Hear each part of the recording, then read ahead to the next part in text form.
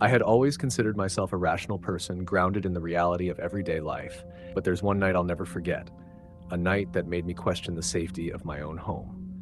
It started on a typical Friday evening. I live in a quiet suburban neighborhood where the most exciting thing to happen is the occasional block party or a new family moving in. My house is nestled at the end of a cul-de-sac, isolated enough to enjoy peace and privacy, but close enough to feel part of the community. That night, I plan to stay in and catch up on some work. I'm a freelance graphic designer, and deadlines are always creeping up on me. It was a chilly evening, and the wind outside had picked up, howling through the trees. I made myself a cup of coffee, sat down at my desk, and started working, immersed in the familiar glow of my computer screen. A couple of hours passed when I noticed something strange.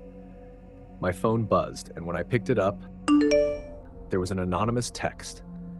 "Nice house. You've done well for yourself." I stared at the message, confused. My first thought was that it was some sort of scam or spam, so I ignored it and went back to work. A little while later, another text came through. "How's your night going? Seems quiet over there." This time, a cold shiver ran down my spine. Who was this? How did they know it was quiet at my house?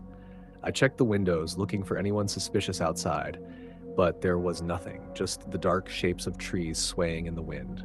I figured it was just a prank and blocked the number. I tried to shake off the unease and continued working, hoping the issue would resolve itself. But about 30 minutes later, my phone buzzed again. This time, it was a different number. The message read, "You really shouldn't have blocked me. I'm still here." I froze. The realization hit me. This wasn't just a prank. Whoever it was had found a way to contact me again, using a new number. My heart began racing. I checked all the doors, made sure they were locked, and double-checked the windows. Everything seemed fine, but the fear that someone was watching me grew stronger with each passing minute. My phone buzzed again. "Why don't you come outside? I'm waiting." Now I knew for sure that whoever it was, they were outside, watching my every move. I turned off the lights in the house, hoping to make it harder for them to see inside. The wind outside picked up, rustling the trees and making every sound feel amplified. My mind raced with possibilities. Was it someone I knew? A stranger? What did they want? I dialed 911, explaining to the operator that someone was harassing me, sending threatening texts, and possibly lurking outside. They assured me that officers would be on their way, but it would take them at least 10 minutes to arrive. 10 minutes felt like an eternity. I grabbed a kitchen knife and sat down in the living room, keeping the phone close.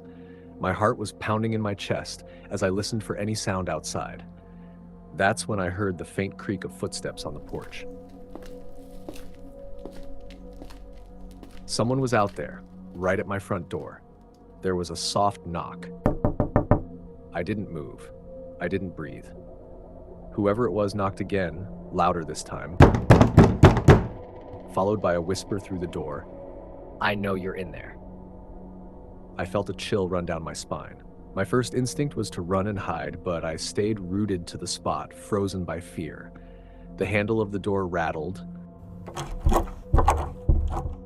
The lock held, but they were testing it, trying to get in. I texted my parents to let them know what was happening, hoping they might be close enough to come home quickly, but I got no response. The rattling continued for a few more seconds before stopping abruptly. I stood there, knife in hand, waiting for the next sound. Silence. Then, footsteps. I could hear them circling the house, moving slowly, deliberately. Suddenly, the back door handle rattled. I ran to the kitchen, staying low, and peered out through the window, trying to see if I could catch a glimpse of the person. But all I could see were shadows shifting in the darkness. Another text buzzed in. "You're really making this difficult. I just want to see you." I heard sirens in the distance and relief flooded over me. The police were close. The footsteps outside retreated into the night as the sound of the approaching patrol car grew louder. I rushed to the door and flung it open as the officers arrived. They searched the perimeter of the house and the surrounding area, but whoever had been there was long gone. No sign of them anywhere. The officers took my report, suggesting it was likely a disturbed individual playing a sick prank. They told me they'd patrol the area and keep an eye on things. It didn't make me feel much better, though. Before leaving, one of the officers advised me to keep my phone close and contact them again if anything happened. That night, I barely slept. I kept checking my phone, expecting another text, but none came.